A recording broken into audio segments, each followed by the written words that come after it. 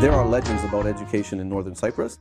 Some of the best private schools in Europe, a prestigious university, affordable tuition, and just one entrance exam. Doesn't it all seem just a little too tempting to you?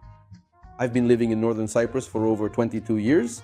Both of my children were born here, and this year my daughter, feel free to congratulate me in the comments. By the way, she's about to graduate from school and enter university, so out of necessity, we've studied this topic thoroughly. All the questions related to schools and universities, both here in Northern Cyprus and in other countries. And even I discovered a lot of new things for myself, and I'm happy to share them with you in this video. In this video, I'll show you the whole truth about education in Northern Cyprus in 2026. No embellishments, no advertising, no illusions. About 400,000 people live in Northern Cyprus. And at the same time, we have more than 100,000 university students here. And that's not even counting colleges and schools as well. At the same time, education costs start from 1,000 euros per year, the diplomas are of international standard, and the instruction is entirely in English. But there is one nuance that no one will ever tell you about, so let's discuss everything step by step. Education in Northern Cyprus is one of the three main sectors of the country's economy, along with real estate and tourism. There are more than 10 private very good schools operating in Northern Cyprus. As of today, there are, I believe, 22 international universities operating in Northern Cyprus, and a total of 35 or 36 licenses have been issued for the opening of universities in Northern Cyprus. And right now, this year, several new universities are being built. Some of them may even start operating as early as next year. Additionally, new campuses of already existing universities are being built in various locations across Northern Cyprus. Thanks to this, by the way, the number of students will most likely not decrease, but will remain at the same level or perhaps even increase. There are no free public kindergartens in Northern Cyprus, but there are some very good private kindergartens. Prices start at approximately 575 euros per month for a 6-day week with your child attending kindergarten, but on Saturdays it's only until 2:00 p.m. And in kindergarten it's not just babysitting. There are also classes, various ones, and also different. There are concerts and festivals where the children perform. They provide good 3 meals a day. Plus, if needed, there is a shuttle bus that picks up children from their homes and brings them to kindergarten and then takes them back home afterwards. It might cost extra. We didn't use it ourselves, so I don't know about that. Schools start accepting children from the age of 2 or 3. Usually they tell us that as soon as your child is potty trained and turns 2, you can already enroll them in school. The first grade officially starts at age 5, and children finish school at 17 or 18, depending on when each child's birthday is. For example, my daughter is 18. She graduated from school this year, but she will only turn 18 on July 23rd, by which time she will have already received her diploma and I hope will have had a wonderful graduation. In Northern Cyprus, there is free public education as well as private paid education. And we very often discuss this question with our clients because people often move here with children. Sometimes people have grandchildren, and for them this is a pressing issue, a very important one. Where will the children study? How good of a choice is this, really? Is it the right decision? And how well will the children do here? I see this misconception that expensive private education is high quality, while free public education is low quality. Please, viewers, write in the comments under this video how things are in your country. How much does paid or free, public or private education correlate with its quality or lack thereof? And we can discuss it with you in the comments. I'm sure everyone will find it interesting.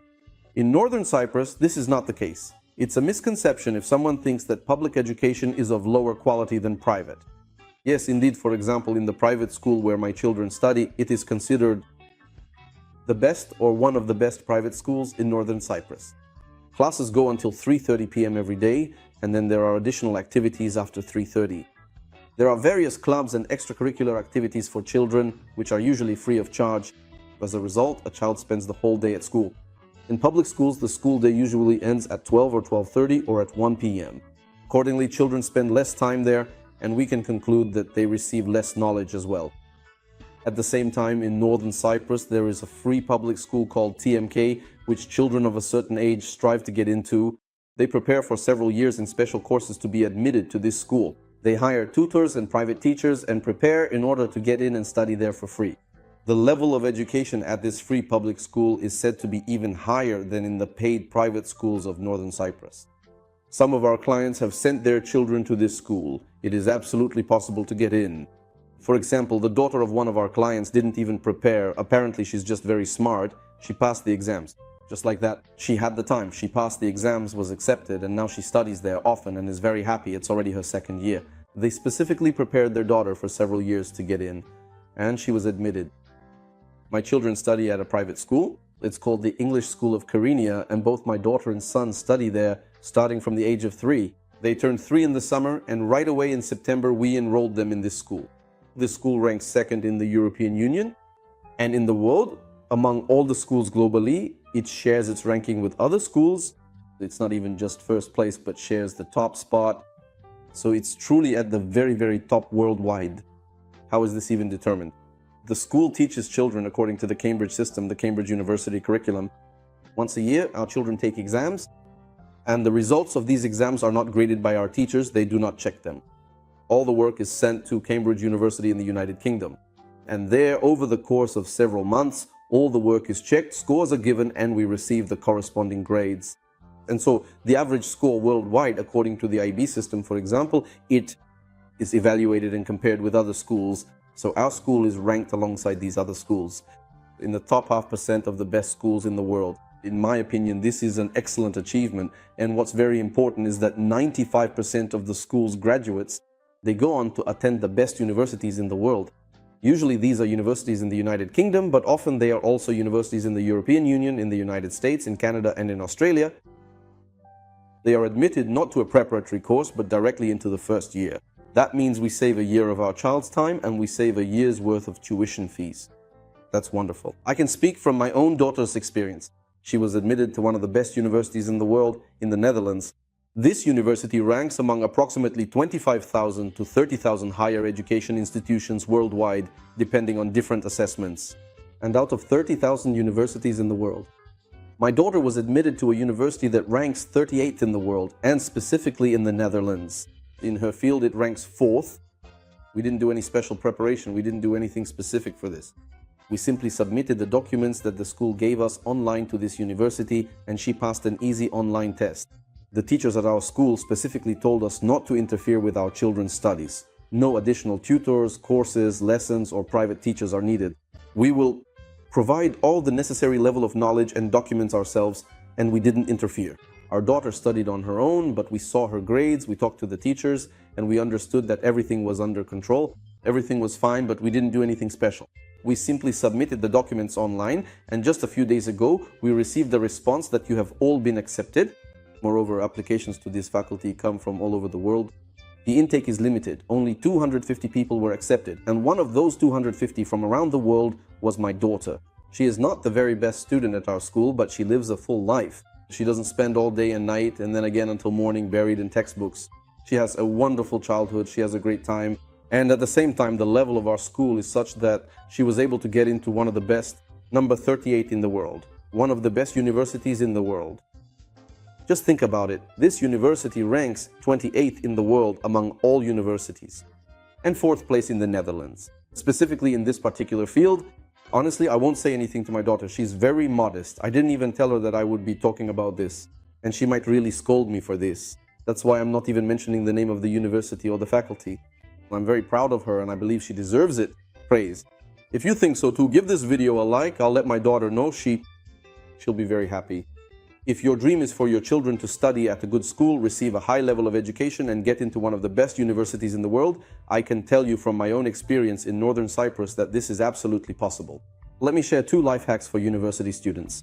I'm sure you'll like this, and it will help you save a good amount of money. The first life hack: you or your child, son, daughter, grandson or granddaughter can enroll in a university and complete the first year. The first, second, and third years out of 4. And for the 4th year, you can go study abroad as an exchange student at another university. For example, to the United Kingdom, to the United States of America, or to Italy, to a university that has a partnership agreement with your university. This way, you pay relatively little for the first 3 years of study. The child receives a full education, knows the language, knows the subject, and has all the necessary documents, in full accordance with the program of the university where they can transfer in their 4th year. In the 4th year, they go to another country and ultimately receive 2 diplomas. a diploma from a Northern Cyprus university, and a diploma, for example, from an Italian, Dutch, or British university. And this costs much less than if they started from the first year or from a preparatory course, if your child were to study in Italy, the Netherlands, or the United Kingdom right from the start. Or they could simply obtain it. In the end, they would receive a diploma from that country and might not even need to return to Northern Cyprus. This is the first life hack. It saves money, it saves time, and it really provides a very good high-quality diploma, even after studying for 3 years in Northern Cyprus. The second life hack, you can study with a discount. Discounts can be 25%, 50%, 75%, or even 100% off the tuition cost. And this is not some fantastic thing that's only available to a select few. I have a lot of friends who are studying with 75% or even 100% discounts. To get such a discount, you just need to study well and get good grades during your studies. And also show good results on the entrance exams. For example, my wife is graduating from Arukat University this year. When she applied, she presented her portfolio. She studies at the design faculty, so it's important there for applicants and students to be good at drawing. She showed her portfolio during admission and was immediately given a 100% discount on tuition. Plus, every session she gets some of the highest grades in the university every semester. As a result, her scholarship is extended each time. So in the end, we haven't paid a single cent for her education itself. But there is a nuance here.